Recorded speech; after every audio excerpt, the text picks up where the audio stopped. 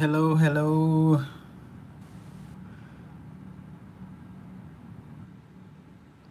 Nice to see you. Nice to see you guys. Um, Welcome to my live channel. This is me pretending to be a great YouTuber. Guys, um, I think many people are running on African time, and so far, not so many people have joined. But I will be a man of my word and stick to the time. So I'll go ahead and continue with my conversation. So, just a quick recap from last time. A lot of people had many questions concerning how life is in the US and um, cultural shocks. Hi, Sophia. Nice to see you over here. Thank you for joining.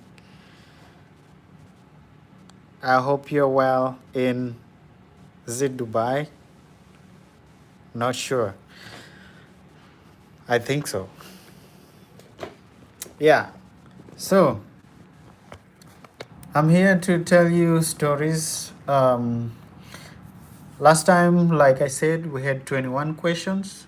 I only managed to go through 5 of them. 5 questions that I went through were the process of coming here, time differences and how I coped with that, the food, housing structures, the roads, and today I guess with the 20 minutes that we have, I'm gonna continue with the accent thing, the and language, um, kind of language barrier that exists, and then a little about the environment and a little about the people interaction. So yes, I hope you are ready. So the one thing many people underestimate when moving to the US or going to other different cultures, I think, is the fact that we grew up speaking other native languages and then we learned English mostly as a second language. And it's different with the people who already speak English as their first language. The way they read, the way they interpret information that's written in English is different with the way we do that. And that was one of the things that took me a long time to notice, like while I was doing my master's and we were doing exams with other um, classmates who are Americans, you know, it would take me 2 times the time they take to like go through the question that I was, because I would read a question and interpret that question, um, hopefully to another different language in my mind. So I would read the question twice or thrice or 4 times to fully internalize it. Then I would think of a response and then interpret that response again back to English. So even the thing that I'll be writing would come out differently. So I think this is a part that is overlooked about the differences in languages, and yeah, um, that plays a really big part in how we perform even as international students. It doesn't affect your performance as much unless it's kind of a timed exam, you know. So yeah, so some of the things I had to learn was how to pronounce these things so that certain words, so that certain people can hear me, you know. I was in Boone, and Boone is a small town in North Carolina, and not so many people, there's not so much diversity.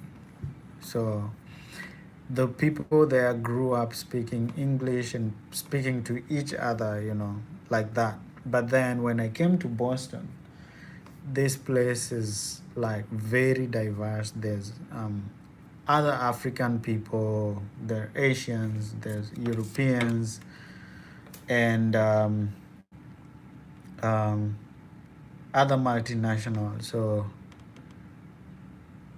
sorry, I got distracted. Yeah, so that makes it just easier to communicate. So things that I found really funny, you know, my conversations in the first week were very fun because I had to explain certain words. Like I told you last time, bird. Bird is that bird is a tiny a tiny chicken that has wings and flies. I'm just making you know the bird I'm talking about. That's how you would say it in Kenya or Africa or I don't know, other dialects. But in the US, you'd say bird, bird. So they would understand that better, right? Subaru, you know, I think in Kenya would say Subaru. And then here they say Subaru. So yeah, it would be hard for me to say those. Like in the first days, I'll be like, "What? That is a Subaru? No, that car is not a Subaru. That car is Subaru." Oh my god! Yeah, even my name was not Robert anymore. Robert. My name is Robert. No, no, no. My name is Robert. Guys, this is serious issues. Important, not important. No, things started changing. So the way even the number 19, I know most people would say 19. I think I've heard a lot of people say 19, 19, 19. Which other one? Mosquito. Because I study a lot of biology and I have to deal with mosquitoes. And then I would hear some people say mosquitoes. I can't even say it the way some Americans pronounce these things. So there's so many words that are pronounced differently, and sometimes it gets you off guard. You know, you'd be so shocked or surprised. And most of the time, I would spend time just laughing at how people are talking, other than listening to the actual conversation words. So I guess that's the fun part. But then it would make me feel better that other students from, you know, Europe and other African countries also had their own different accents or dialects. So, for instance, somebody who's grown up speaking Spanish, like their lives, they would be really struggling with that English and the accent as well. So, you know, you just realize that, okay, our problem is just hearing certain words, and those people were like speaking really fast. Oh man, that was, yeah, that's another different thing. Somebody will be like, yeah, so I went to it. It's hard to just, you know, get it. So you would, the good thing is you can ask them to kindly speak slowly so that you hear the word by word. So that was, I think I've talked too much about accents. Vocabulary, somebody asked me how the vocabulary differs. It's just the same words. But I think doing the GRE when you're moving to the US helps you because you interact with a lot more hard words, you know, and that helps. So, like, instead of saying I was lucky, most people would rather use, yeah, you're serendipitous, you know. And I think those are just GRE words. It's not as hard, but this also differs. Most people prefer to communicate, use the simple language. You know, when where I come from, in my hi, Princess JJ. Nice to meet, nice to have you in the live. I'm really happy that you guys are here. So, uh, where was I? About vocabulary. So, where I come from the Luo tribe, and I think most people know that a lot of them like to speak in big vocabulary because that makes you appear smarter, you know. So I think big vocabulary is relative to who you're speaking to, but the essence of communicating is to be understood. So it doesn't differ as much. Translation is a big thing for me because it affects how people, like, when I'm reading and coming up with, when I'm writing essays, it doesn't come out, you know, in a better way as an American would write it because they think already in English and write their thoughts. For me, I would be thinking like maybe in my Luo or Swahili, and then I have to interpret that. So my sentence structure is different, and it sounds way different than how Americans would write that. That affects so many things, even how I talk, how sometimes I communicate. So you'd realize that you're talking about certain things that is clear for you, but somebody who's grown up speaking English and that's their first language would not understand that statement, you know. Um, One thing I also came and I had expectation was that when I go to the US, you know, having seen the magazines and movies and all that, that there'll be lots of big buildings, um, town, cities. Let me tell you, my friend. So I went to, the first place I went to was Boone, North Carolina. And we were driving. On the way there is a long winding road, and it passes through very, very thick forests, you know, very thick forests, tiny roads, um, and it's windy. So, you know, that in itself was a big shock for me because I didn't expect. I was like, all right, I grew up in a village. We have forest and bushes, you know. When I go to America, every place will look like Nairobi. No, where I went to was like, on the way there was a big, big, big forest, and having watched horror movies did not help me because I watched this Wrong Turn. I don't know if any of you has watched Wrong Turn. They, it's a lot of zombies and it's set up in a big forest. That forest reminded me of like, thank you, Oscar. Thanks for joining. So that forest reminded me of Wrong Turn. And I held my heart on my sleeve and I was like, oh my God, I just hope that the car will not break down because we are in the middle of nowhere. Oh my God. You know, and the trees are so tall and it's, man, it was so scary. I was like, oh my God, I'm very far from home. Oh, I just hope we just arrived. I just hope where we are going, there are buildings. And you know, where there were no buildings. So I think watching too much movies does not help. guys. Yeah, there are bushes, there are forests. Yeah, it's not like everywhere is like New York. New York happens to be just among the biggest towns that have very big buildings like Nairobi. I was in a small town, so there were forests, people would go to hike, there were rivers, people would go to swim, you know. There were farmers having cows and all that.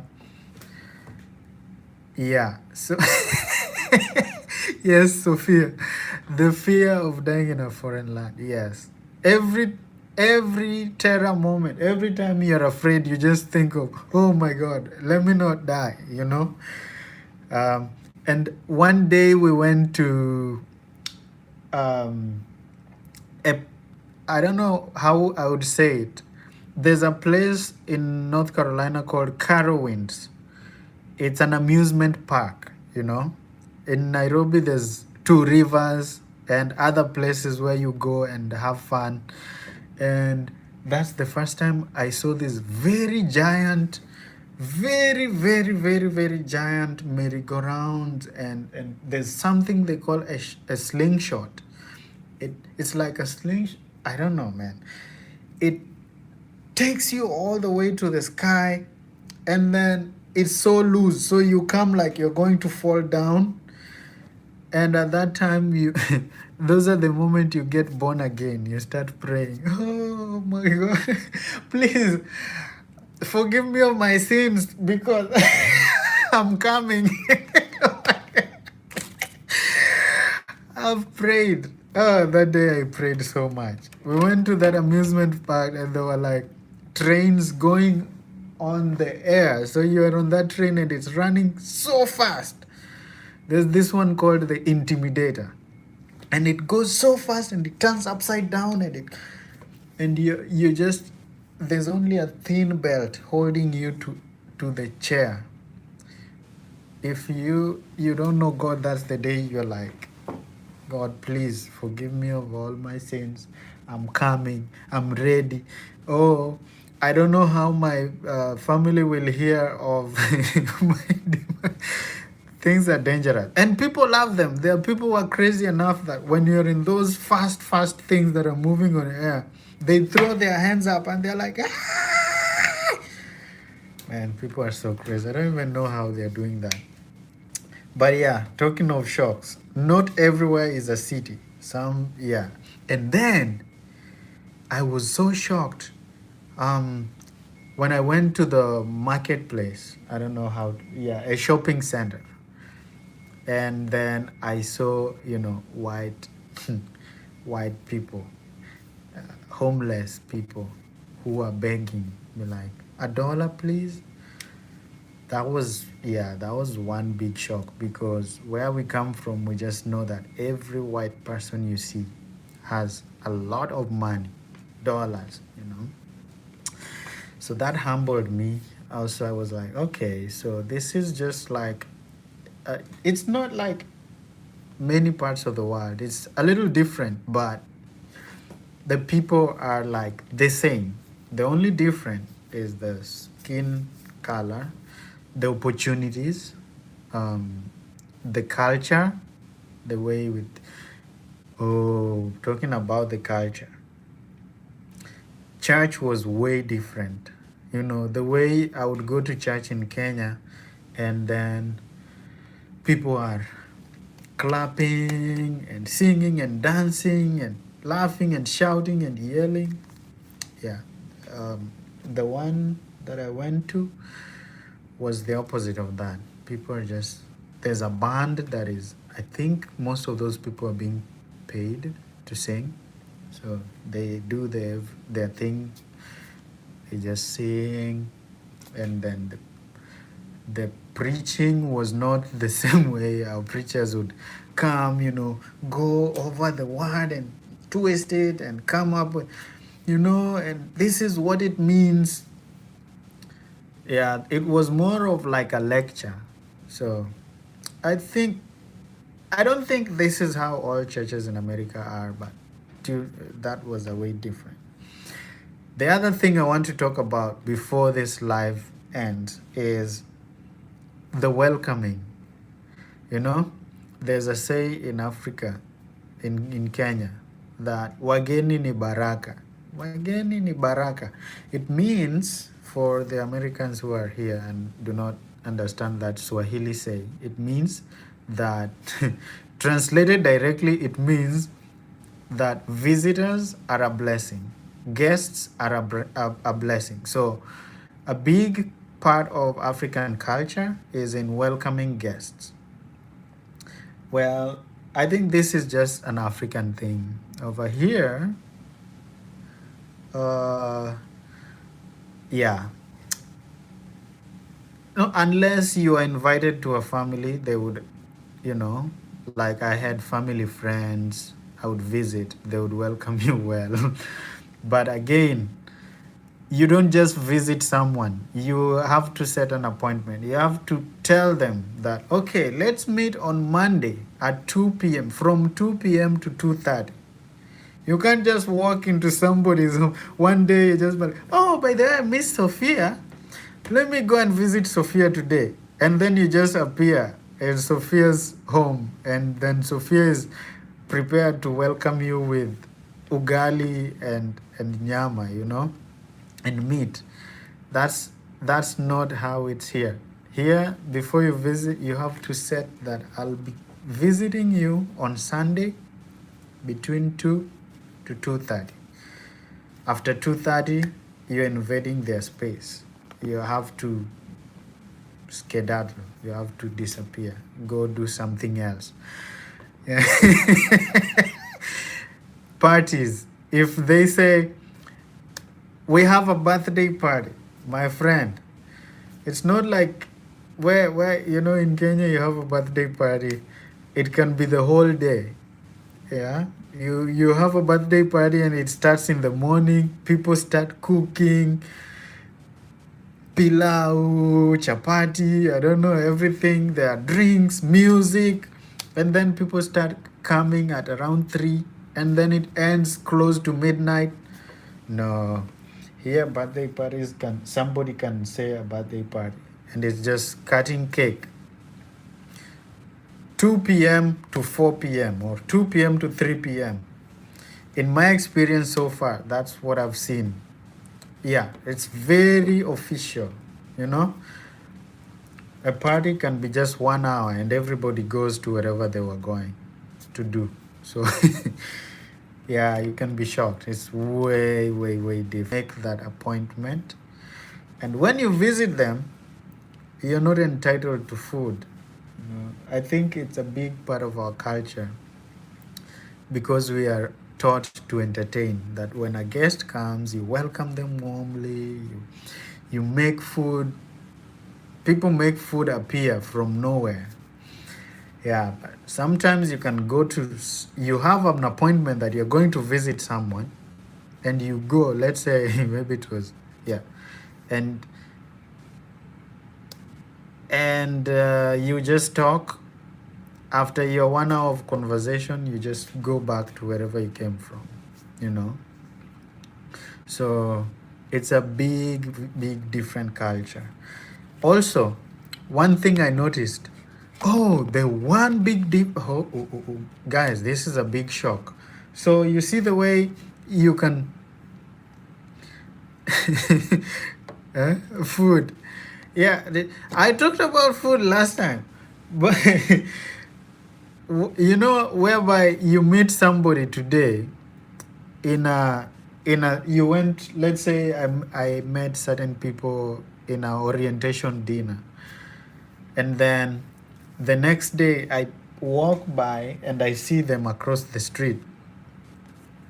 As an African, as a Kenyan, if you see somebody you just met and you talked to yesterday, the right thing to do is to do what?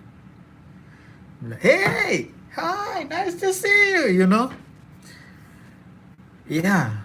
And one of my shocks was that I met so many people that I remembered from the orientation, and then I would meet them by coincidence the next day, and these people don't know me.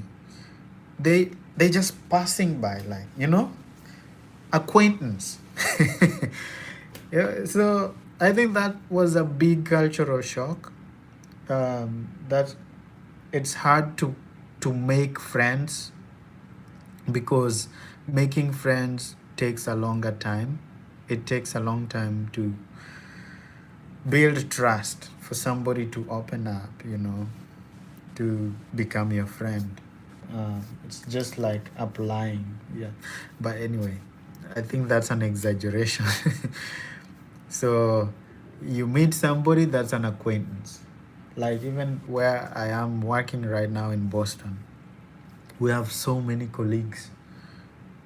I don't know many of them, and I've been here for 1 year. It's because people just mind their own space and mind their own business. I think that's a rare thing when you go to any African country. Colleagues know each other, even maybe even some go to the extent of families and all that. When you go to work, you want to know who you're working with. Some people hang out after work. When you meet somebody and you have a conversation, the next time you see them, you have to say, "Hey, hello, yeah, how was all that?" You know. So it's a big difference that you can meet somebody today and tomorrow they don't know you. They just pass by, like you're a total stranger. Um, so don't expect that every time you're gonna meet somebody you've seen before, they will say hi when you say hi back. Sometimes I've said so many times. I've seen my colleagues. I've met my colleagues along the road, and I'm like, "Hi," and they just look at me like, "Who is this? I don't know you, stranger." Makes you feel so sad, but it's life and it's a culture. So once you know that this is how certain things are, you don't try anymore, because that's why I'm even here having this channel, that you're understanding different cultures, bridges the gaps, and makes it easier for everyone. So yeah, uh, a lot of people love pets, and that is a big, yeah, we have a lot of people love pets even back at home. We have dogs, we have cats. I used to have cat. I used to have a dog when I was in Kenya, you know. Yeah, but here people have taken that to the next level. Like, people value these pets so much. They're like our kids here, you know. A dog has like, you know, could even sleep in your bed, and is well taken care of, has routine checkups. In some cases, dog food is really expensive, you know. They have, some people dress them, so you have a dog wearing, like they're like babies. So people love pets. So the main reason I brought this up is I realized where I was in Boone that one of the ways that could get me to socialize with people was to have, like, not to have a pet, but to have a pet, you know? So there was a friend of mine um, who had a dog, Alan Joshua, and I used to just, once in a while I'd be like, Alan, whatever you're going somewhere, just bring your dog to me and I'll take care of the dog. The dog is called Cyan, a nice dog. And I noticed that once I have this dog and I would start walking with this dog, on the streets, so many people would come to me. "Oh my God, that's a beautiful dog. Oh my God. And can I pet him?" And then they start petting the dog. And then that's your chance now. You can get to know people and talk to them. Be like, "Yeah, Yeah, he's called Cyan. Yeah, he's cute, you know? Yeah. Yeah, he's a beautiful dog. By the way, I'm Bob. So once you know how to, that gets the conversation. So people love pets. Where I come from in Kenya, in Africa in general, I've met so many other Africans, and the culture is similar. I've met people from Malawi, Botswana, Guinea, Guinea-Bissau, Nigeria, you know, Egypt. Africans are like the same culture, people loving, like, I don't know, social, extrovert, kind of. So when you see somebody you've met or somebody that looks, you know, like an African, you get so excited. You're like, hey, nice to see you. So where I was, I realized most people get that excited when they see pets, but not when they see other people they know. So that's one big difference, you know. Yeah. Um,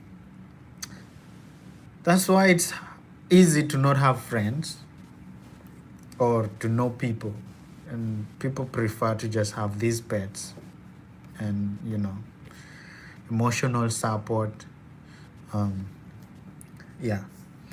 So I've shared so much. Today I've talked too much. It's 31 minutes. I have 21 questions. I've only talked today about the accent, not everywhere is a city, and how people are interacting with people. But there's so much to talk about. But sadly, my lunch break is over. So here, time keeping is a thing. So it's not like when I say 30 minutes, I can stretch it to 1 hour. I just have to stick to the 30 minutes. Okay? But there's so many things I want to talk about. I said that the main reason I have this channel is to bridge gaps. So bring people close. Americans can understand the African culture. The Africans can understand the American culture. And therefore, it makes interactions easy. And somebody doesn't feel neglected or judged. Okay? So when you understand that this person doesn't like this, you don't do it. These people do not do this, you don't do it.